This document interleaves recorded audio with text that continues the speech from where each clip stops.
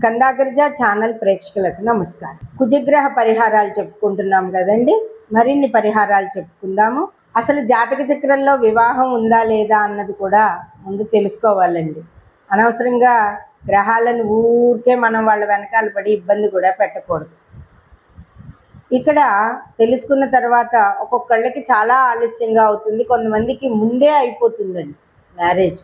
అది ప్రతి దానికి కూడా ఇవాళ సమాజంలో జరుగుతున్న వివాహాలన్నీ కూడా ఎందుకు ఫెయిల్యూర్ అవుతున్నాయి అన్నది తర్వాత తెలుసుకుందాం. కానీ అన్నీ మాత్రం కుజగ్రహం వల్ల ఫెయిల్యూర్ అవ్వటం లేదు. ఇది మాత్రం మీరు ఈ విషయం తెలుసుకోండి. కోర్టులు, కారాగార బాధలు, ధనం పోగొట్టుకోవడం, యాక్సిడెంట్లు, వీటికి పరిహారాలు ముందు తెలుసుకుందాం. కుజగ్రహ పరిహారాలు ముందుగా కందులు దానం ఇవ్వడం, ఇవన్నీ మీరు ఎప్పుడూ చేస్తున్నది. ఇవి చేసుకోవడం వల్ల దోషం ఏమీ లేదు. నెలకు ఒక్కసారి చేసుకున్నా కూడా కుజ సంచారం వల్ల వచ్చే ఇబ్బందులు తొలగిపోతాయి. అన్నదాన కార్యక్రమాలప్పుడు అప్పుడు కందిపప్పుని మీరు దానం ఇవ్వచ్చు. అయితే సుబ్రహ్మణ్యేశ్వర ఆరాధన అండి. ప్రధానంగా సుబ్రహ్మణ్యేశ్వర త్రిశతీ నామాలు మేష వృశ్చిక రాశి వారు ప్రతినిత్యం చదువుకోవడం వలన, కుజదోషం ఉన్నవారు చదువుకోవడం వలన, ఇది వినడం వలన, ఈ పారాయణ చెయ్యడం వలన కూడా కుజగ్రహం అనుగ్రహం లభిస్తుంది. అంతేకాదు కుజగ్రహంతో ఎప్పుడైతే సుబ్రహ్మణ్యేశ్వర ఆరాధన చేస్తామో ఒక్క కుజుడే కాదండి, మిగిలిన గ్రహాలు కూడా మనకి అనుగ్రహాన్ని ఇస్తాయి. ఈ ధనం, ధాన్యం, పుత్రులు, పౌత్రులు అన్నీ కూడా, వాహనాలు ఇవ్వడం అన్నీ కూడా సుబ్రహ్మణ్యేశ్వరుడు యశస్సు, తేజస్సు, ధైర్యము ఇవ్వడం కూడా మనకి చేస్తాడు. కాబట్టి సుబ్రహ్మణ్యేశ్వర ఆరాధన వల్ల కేవలం కుజుడొక్కడే సంతుష్టుడు అవ్వకుండా ఈ మిగిలిన గ్రహాలు కూడా మన ఇబ్బంది పెట్టకుండా ఉంటాయి. ముఖ్యంగా ప్రధానమైనది కుజమహాదశలో సుబ్రహ్మణ్యేశ్వరు. ఇంకా అత్యంత ప్రధానమైనది ఏది అంటే గౌరీ పూజ అండి. స్త్రీలందరూ కూడా గౌరీ పూజ సంధ్యా సమయంలో, అందరూ కూడా లక్ష్మీదేవి వచ్చే టైం, లక్ష్మి, గౌరీ, పార్వతి అందరూ ఆ టైంలోనే వస్తారండి. దేవతా సమూహం అంతా కైలాసంలో ఎప్పుడైతే పార్వతీ పరమేశ్వరులు నాట్యం ప్రారంభిస్తారో దేవతా సమూహం అంతా అక్కడ ఉంటుంది. అందుకే అసుర సంధ్య వేళ అని అంటారు. ఈ అసుర సంధ్య వేళల్లో అందరు దేవతలు అక్కడ ఉంటారని రాక్షసులు విజృంభిస్తూ ఉంటారు. ఆ సమయంలో పిచ్చి పిచ్చి ఆలోచనలు అవి రాకుండా ఉండడం కోసం సరిగ్గా 5:20, 5:30, 5:40 ఆ సమయానికి చంద్రోదయం ప్రారంభమవుతూ ఉంటుంది కదా. చక్కగా మనమందరం కూడా దేవతానామాలు, దేవతాస్మరణలు, పూజలు చేసుకుంటూ ఉండాలి. ఉదయం పూట లక్ష్మీదేవి, విష్ణుమూర్తికి, సంధ్యా సమయంలో శివపార్వతులకి పూజ చేసుకోవాలి. కైలాస సభలో అమ్మ నీ అనుగ్రహం పొందాలంటే మేము అందరం ఏం చేయాలి అని అడిగినప్పుడు సంధ్యా సమయంలో గౌరీ పూజ చేసుకోమని అమ్మవారే స్వయంగా చెప్పింది. కాబట్టి సంధ్యా సమయం అయ్యేటప్పటికీ అమ్మవారి యొక్క గౌరీ నామాలు చదవండి. లలితా సహస్రం కాదండి నేను చెప్తున్నది, గౌరీ నామాలు. నేను మొదటి నుంచి చెప్తూనే ఉన్నాను మీ అందరికీ కూడా.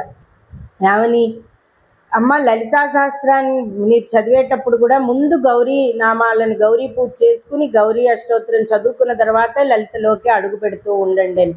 అంత గొప్పది గౌరీ పూజ అండి. పెళ్లి కూతురికి వివాహ సమయంలో మొట్టమొదటి గౌరీ పూజ చేయించిన తర్వాత ప్రవర్లవి చెప్పి అన్నీ అయిన తర్వాత కళ్యాణ మండపానికి తీసుకువెళ్తారు కదా.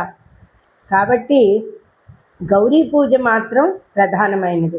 సంధ్యా సమయంలో శివార్చన, గౌరీ పూజ చేసుకున్నట్లయితే కుజదోషమే కాదు సకల దోషాలు పోతాయి.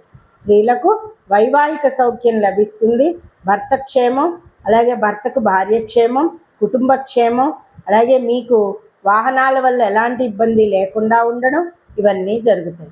మీ ఇంట్లో మీరు కూర్చున్నా కూడా మీ నెత్తి మీద అభాండం వేసేసి మిమ్మల్ని ఏదో కేసుల్లోనో ఏదో ఇరికించేస్తూ ఉంటారు.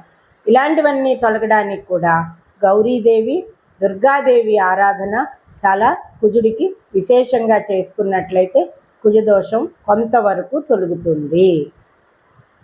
ఇక అన్నింటికన్నా విశేషమైనది కుజదోషం తొలగడానికి మంగళవారం నాడు రాహుకాల దీపం అండి.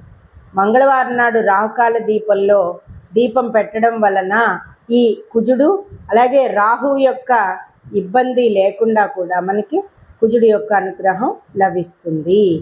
ఎప్పుడు కూడా మంగళవారం అయ్యేటప్పటికీ ఆంజనేయ స్వామి, కాలభైరవుడు, దుర్గాదేవి, అలాగే ముఖ్యంగా గౌరీదేవి స్తోత్రం చదువుకోవడం, సుబ్రహ్మణ్యేశ్వర ఆరాధన ఇవి చేసుకోవాలి.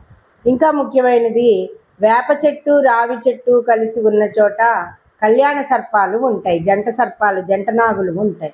వాటిని కళ్యాణ సర్పాలు అంటారు. ఈ కళ్యాణ సర్పాలకి వేప చెట్టు రావి చెట్టు చుట్టూ తిరిగి ఈ కళ్యాణ సర్పాలకి ధూపం దీపం నైవేద్యం సమర్పించి చక్కగా ప్రదక్షిణ చేసుకోవడం వలన ఈ కుజదోషం తొలుగుతుంది. కుజదోషంతో పాటు మనకేమన్నా ఇంకా నాగదోషాలు అవి ఏమన్నా ఉన్నా కూడా తొలగిపోతూ ఉంటాయి. కొన్ని మంగళవారాలు ఇలా ఆచరించడం వలన కారాగృహ బాధలు తొలగిపోతాయి, అప్పుల బాధలు తొలగిపోతాయి, తర్వాత కుజుడి వల్ల వచ్చే ఇబ్బందులు తొలగిపోతాయి, వైవాహిక సమస్యలు తొలగిపోతాయి. వైవాహిక సమస్యలు అంటే భార్యాభర్తలు కొట్టుకోకపోయినా అనారోగ్యాల ద్వారా కూడా వీళ్ళు దూరంగా ఉండాల్సి వస్తూ ఉంటుంది, ఉద్యోగరీత్యా దూరంగా ఉండాల్సి వస్తూ ఉంటుంది. వీటికి కూడా చక్కటి పరిహారాలు ఇవన్నీ కూడా పాటించుకుంటూ ఉంటే కుజుడి యొక్క అనుగ్రహం లభిస్తుంది. ఆనందంగా, ధైర్యంగా, యశస్సుతో, తేజస్సుతో ఎల్లవేళలా ఉంటారు. స్వస్తి.